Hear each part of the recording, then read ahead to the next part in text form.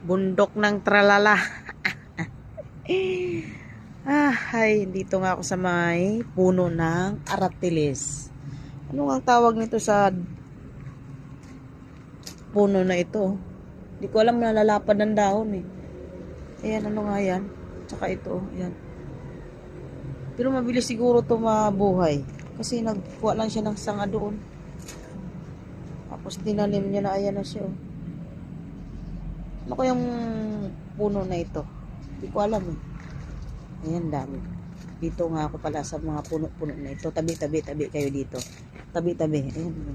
Ang cute ng ano nila. Oh. Halaman. Anong halaman yan? Daming halaman nila rito. Ayan. Ang ganda ng kubo nila. Oh. Kubo nila parang haunted house. Ayan. Parang haunted house. Lawak ng ano, lupain. Oh. Dito yan sa Pampanga. Yan ang Purak.